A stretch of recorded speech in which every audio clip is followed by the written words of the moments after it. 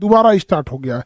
Actual government पे इस चीज का डिसीजंस के असर गवर्नमेंट पे जरूर देखे जाते हैं, इंटरनेशनल रिलेशन पे भी इसका काफी असर देखा जाता है।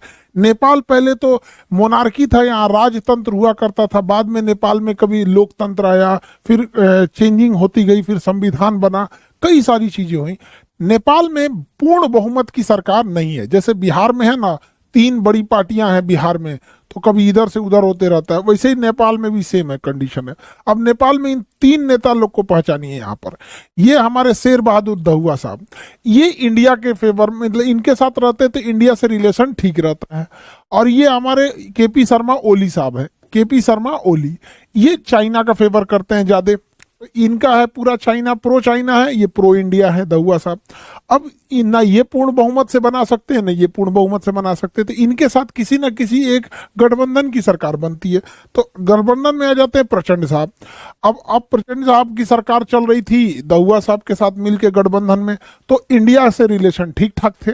अभी यहाँ से गठबंधन टूट के प्रचंड साहब की गठबंधन हो गई है केपी शर्मा ओली साहब के साथ, तो अभी वो प्रो चाइना होते जा रहे हैं लोग। तो ओली साहब शुरुआत से ही प्रो चाइना है। आखिर इसके बीच में ये भूमि विवाद क्या है, और ये बहुत बड़ा इशू नहीं है, बट इसको ना एक वहां पर अमूमन लोकतंत्र की एक खराबी क्या होती है कि जब एक मेजॉरिटी और माइनॉरिटी के बीच में जब भेदभाव होता है, तो मेजॉरिटी और माइनॉरिटी में तो कई तरह की गवर्नमेंट की आइडियोलॉजी चलती है।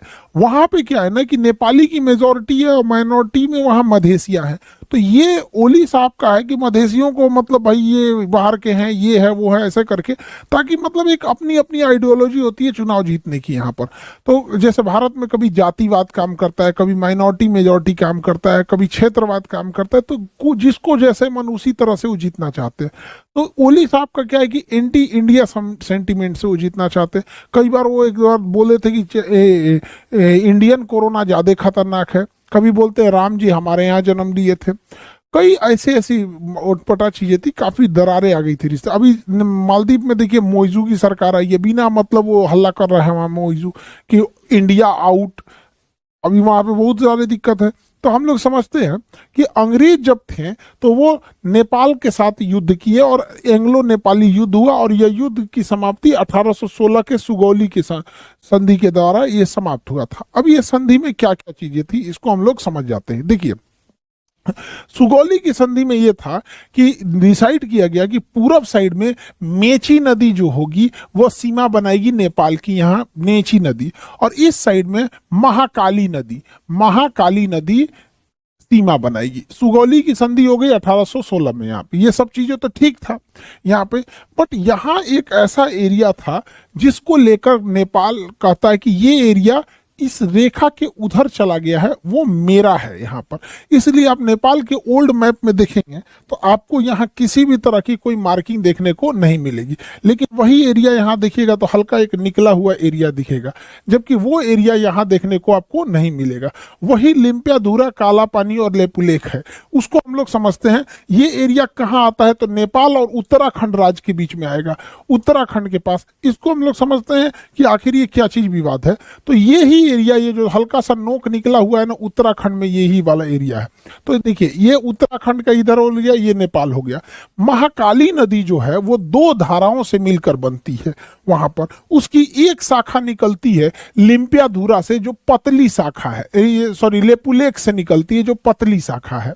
ये वाला शाखा पतली शाखा है, और इसी महाकाली नदी की एक शाखा निकलती है लिम्पियाधुरा से, और ये मिलके बना लेती है महाकाली नदी यहाँ पर मिलके। अब प्रॉब्लम कहाँ आ रहा है कि अगर इसका उद्गम स्थल लेपुलेख माना जाएगा तो ये पूरा एरिया भारत का हो जाएगा, लेकिन अगर इसी महाकाली नदी का उद्गम स्थल लिम्पियाधुरा को माना जाएगा तो ये एरिया नेपाल को चला जाएगा। यानी भारत और नेपाल के बीच में डिसाइड करेगी नदी कि किसके पास ये नदी है। तो देखिए ध्यान से, तो ये वाला अभी वर्तमान में भारत इसे मान रहा है।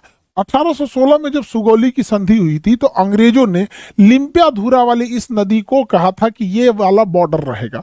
तो 1816 में जनसंख्या भी नहीं थी, यहाँ कोई रहता भी नहीं था, लेकिन यहाँ से चीन से व्यापार करना इजी था। तो अंग्रेजों ने 1816 के बाद 1860 में इसका नक्शा में इसको माना। तो लेपुलेख को माना 1816 में यहाँ पर, तो ये वाले एरिया को माना। तो इसके इधर ब्रिटिश ईस्ट इंडिया तत्कालीन हो गई, इधर नेपाल हो गया। उस समय नेपाल ने न इस पे कोई आपत्ति जताई ना इस पे कोई आपत्ति जताई, 100 साल तक कोई आपत्ति नहीं जताया गया। अब नेपाल का क्या कहना है कि ये लेपुलेख से ये नदी जो है इसका ओरिजिन हम नहीं मानेंगे, हम ये मानेंगे कि हम ये महाकाली नदी का ओरिजिन ये लिम्पियाधुरा से होता है। अब अगर इसे नेपाल मान लेगा लिम्पियाधुरा से हो रहा है, तो लिम्पियाधुरा बीच में एक जगह पड़ता है काला पानी, और ये जगह पड़ता है आपका लेपुलेख। तो लिम्पियाधुरा, काला पानी, लेपुलेख, ये पूरा एरिया जो है ये एरिया नेपाल को चला जाएगा।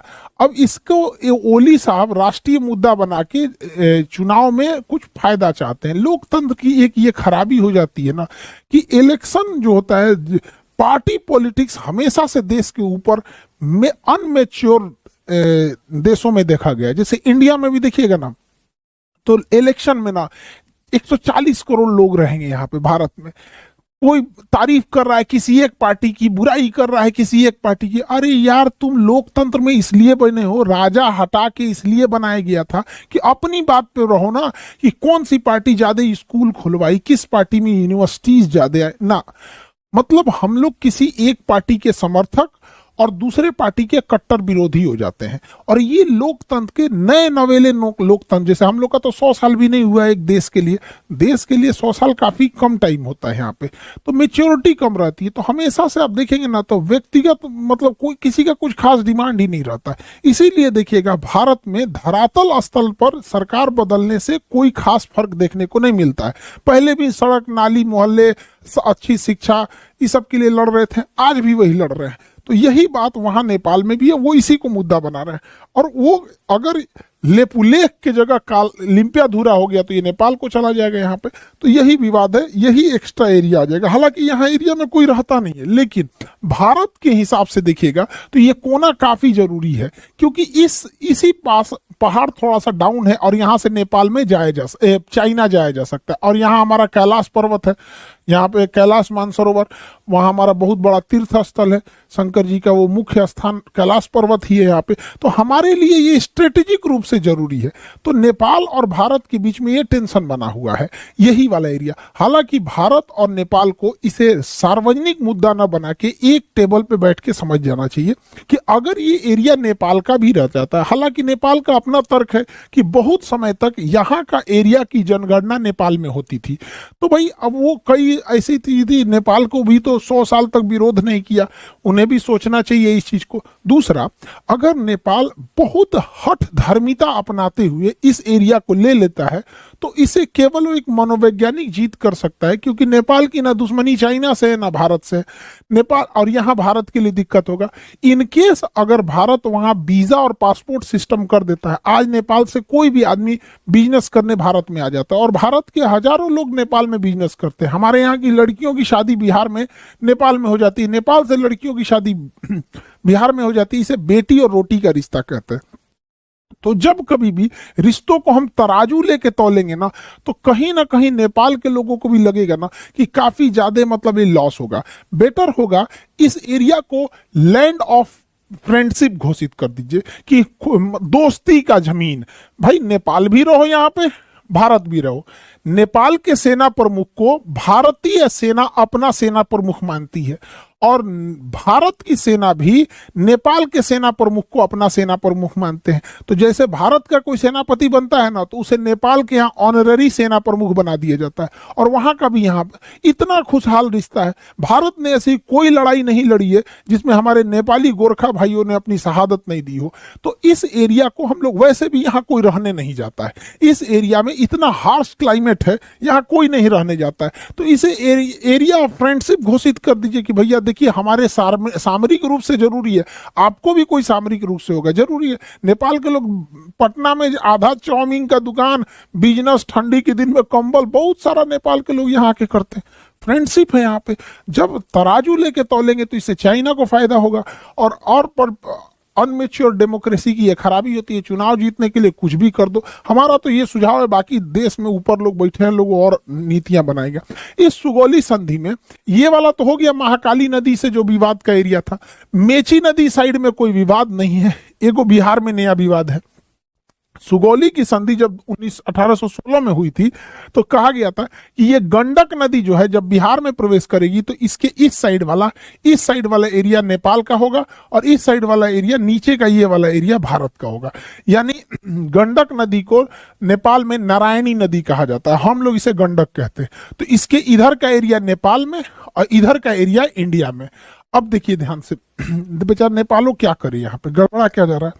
इन नदी जो है ना, नदी ये बीच में बहना चाहिए ना शांति से, इन नदियां इधर घिसक रही है।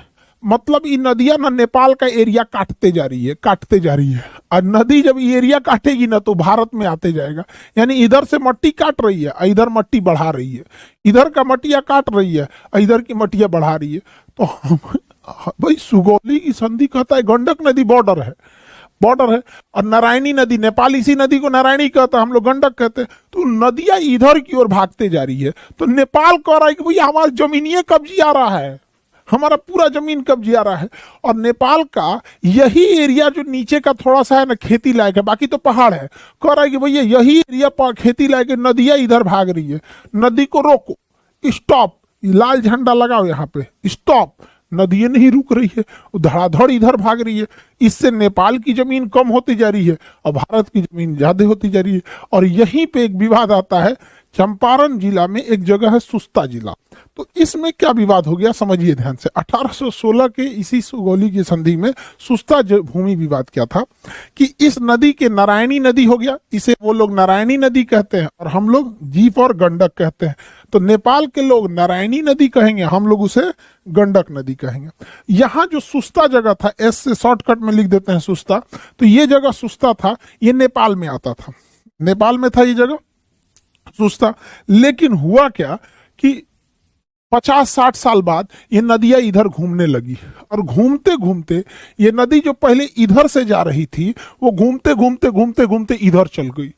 अब भैया नेपाल तो उस पार होता है, तो एक समय था जब सुस्ता नदी इधर थी, वही सुस्ता शहर नेपाल में था। अब ये नदियां ऐसे घूम गई है, नदियां ऐसे घूम गई यहाँ पर। अब जब नदी ऐसे घूम गई तो सुस्ता वाला जगह आ गया भारत में। अब भारत का कहना है कि भाई तुम नदी उस पार न हो, तू नेपाल कर नदियां घूम गई तो हम क्या करें यहाँ पे। भाई ये भी बात गड़बड़ है, जबकि सुस्ता जगह बहुत अच्छा खेती के लिए है यहाँ पर। तो ये दोनों के बीच में अभी विवाद है। हालांकि इसे मिल बैठ के अच्छे से समझा लेना चाहिए। नेपाल को इनडायरेक्टली भारत के वीजा से, लिबरल वीजा पॉलिसी से बहुत फायदा होता है और हम दोनों लोगों को लिए होता है। और इसमें अगर लॉस होगा किसी का तो नेपाल का ज्यादा लॉस होगा, फायदा चाइना को होगा। अल्टीमेटली किसी देश में राजनीतिक मतभेद हो सकता है, सांस्कृतिक मतभेद अभी भी चाइना, नेपाल हम और भारत ज्यादा एक दूसरे से जुड़ा हुआ महसूस करता है। नेपाल के साथ उतना महसूस नहीं करता है, ना धार्मिक रूप से महसूस करेगा ना सांस्कृतिक रूप से। उसे थोड़ा कुछ खा जाने वाले आदमी है सब वहां से, चाइना वाले, बस दिखने में थोड़ा पहाड़ी एरिया है तो एक जैसा लगते हैं। तो ये आपको पूरा इसका आइडिया होना चाहिए। हालांकि हमारे हिसाब से ये एरिया जो विवादित है उसे फ्रेंडशिप वाला एरिया करके और सैन्य रूप से भारत को वहाँ पे अपनी मजबूत पकड़ बताए रहना चाहिए यहाँ पर, और नेपाल वगैरह की इस सब चीज़ों को। अब ये